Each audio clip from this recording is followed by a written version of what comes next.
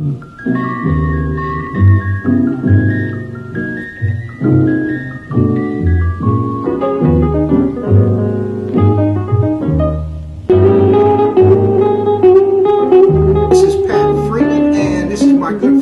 Stevenson. How you doing, Chris? What's going on, Pat? And we're here again on the network after our brief hiatus off the internet. We are now back, and we have a lot to talk about. Well, we're 1 week away from Dr. Martin Luther King's birthday. What do you think about the leadership that has followed after Dr. King, Chris? You know something? A lot of things happened after King. I remember when King passed away. Okay, I don't know how old you were, but I was in fourth grade. Right. A turbulent year, and even more turbulent the next year, where we lose our FK, Robert F. Kennedy. Right. Wasn't that the same year? You know, that was the same year. Same year. Yeah, it was the same year. Just a couple of months later. Yeah. June. He was assassinated April 4th, 1968. Right. And I believe Robert F. Kennedy was assassinated in June of '68. You're right. Before the presidential election. Yep. He had just won the California primary. Yeah, you're right. And so that was a turbulent time. I mean, that's the one thing I remember of that year. Mm-hmm. And so I think back then, according to the little imagination of a 10-year-old back then, there was a lot of organizing, yes, within the community. We had the riots and everything starting up and all that. But we didn't have a lot of black leaders then. Nothing. I mean, nothing compared to what we have now. And when I say black leaders, I'm talking about black elected officials. Okay? We were not organized to that point yet. We had some in Buffalo. Mm-hmm. Okay, yes. But, you know, on the national scale, it's nothing like it is, going on now. So, I think since then, you have not seen really a lot of legislation.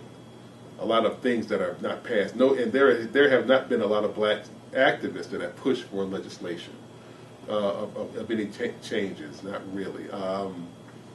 You look at Obama's record. Obama's the only black man that's passing any laws. He's the only one that's writing legislation. Right. And he had been doing this ever since he was a state senator back in Illinois.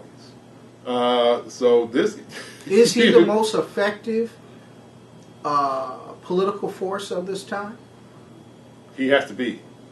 He has to be. If not, they're the top three.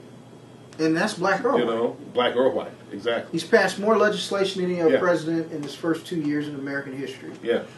He has changed the face of how you look at health care. Yeah. He saved the country from one of its darkest economic hours in its history outside of the Great Depression. Matter of fact, you can basically say that he averted the Great Depression of the 21st century. Yeah, and see, that's the thing. I don't want people out there to misconstrue Obama. There's a lot of liars out there that are trying to get you to believe the exact opposite regarding Obama's legislation and his accomplishments. You know, and there's a lot of blacks out there who take for granted the things that Obama's done. They just say, he hasn't done anything, or this is the same old, same old. This is not the same old, same old. No, no. And in a few years from now, you're going to find out it's not. You know, the things that you're taking for granted now, it's going to be hard to ignore in a few years. You know, like you said with the healthcare thing. You know, that is a momentous accomplishment. You know, and there's going to be other things. You know, changes in the workplace for women. Right. In terms of pay. If Obama runs for re-election, he probably will. If gay people aren't 100% behind him, you know something's wrong. Right. He actually gets rid of "Don't Ask, Don't Tell." Right. That was a failure of the Clinton administration. Yes. Yes. So this guy he nails everything home. He seals the deal. So he is a phenomenal legislative leader. You know, I don't know. You know, it's just amazing. It's interesting to see why do you think people are so critical of the man? Is race just a factor of most of the criticism? I think that's the prime instigator of it. Okay, I can understand. There are times when I'm critical of Obama. Obama's not perfect. He is not He is not everybody's personal president.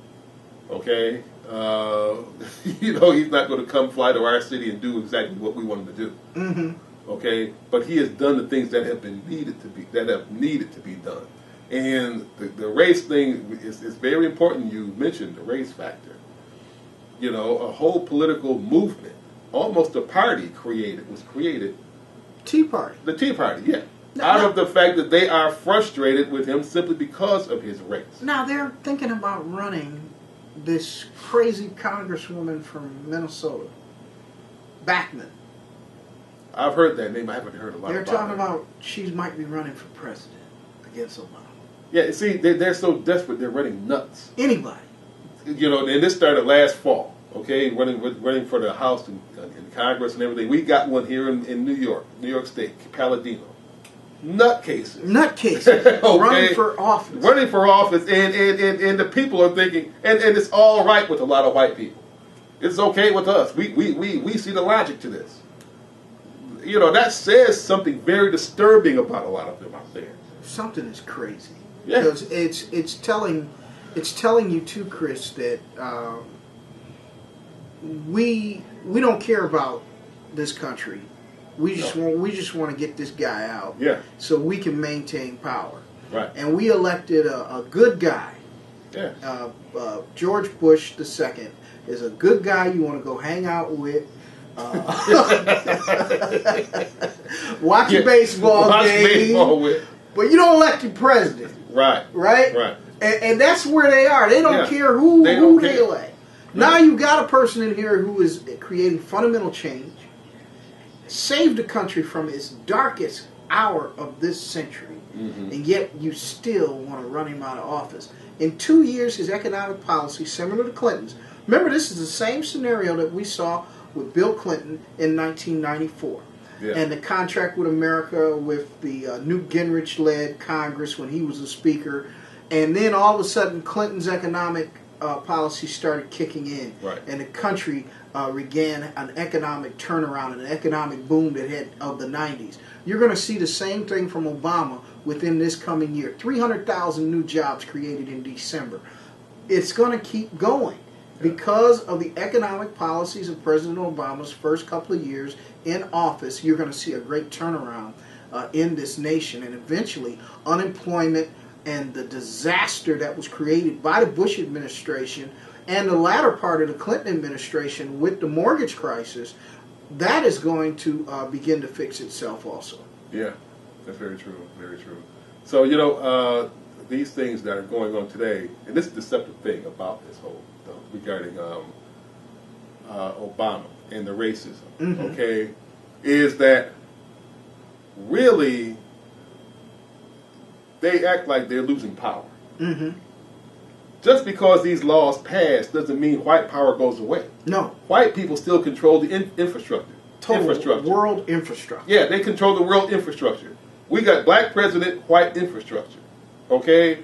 So it's still going to be white people that are keeping these wheels rolling. Yes. As far as this legislation that Obama passes, they think that they're losing something. Okay, like we're taking over now.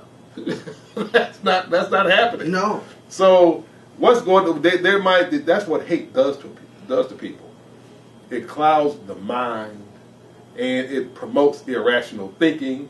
And the irrational thinking spreads and becomes a regular thing and accepted among many of the white population out there.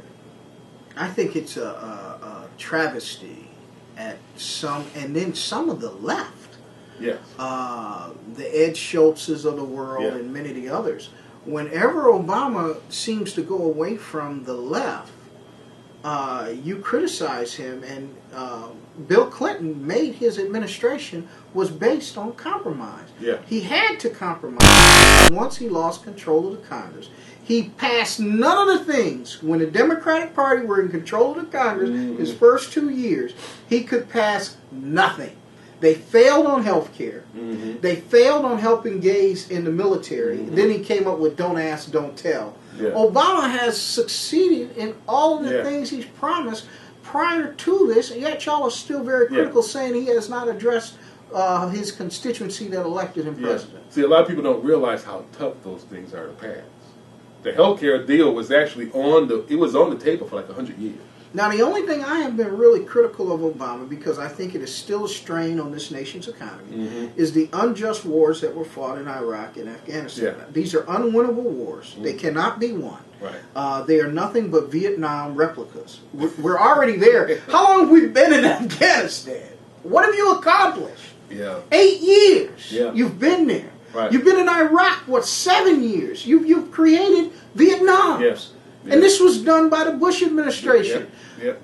I understand you cannot just move out of these places because you came in there bombing them. You have to do some type of restoration. Sure. But these are unjust wars. All you're doing is straining your economy and losing your most valuable asset, which is your soldiers that fight for your causes at a moment's notice. See, at the risk of sounding conspiratorial on that, I do believe that Obama brokered a deal where, he could pass whatever idea he wants to. They knew what he could do back in Illinois. But just keep the war going, keep the oil going, keep the gas prices up, keep the war going. Okay? These Illuminati families or whatever the powerful families are, they're still keeping that money flowing. Right. That money's still flowing. And I think that he's in other words, they say keep it going for a couple more years, man. Just keep it going. You can do what you want to do. Just keep these things going for us, and we'll take care of you. Nobody will mess with you. In other words, the same people that shot Kennedy and King made a deal with Obama, right? And say, listen, we ain't gonna, you can do whatever you want to do. We just want the war money and the oil money, the military-industrial complex money. Keep it in place. Keep it in place for at least 2 or 3 more years, and we're happy. Halliburton and the Carlyle Group are still making big money. Yes, that's just my opinion. I can't swear by none of it, but it's a lot of dirt. But I think it's pretty deep.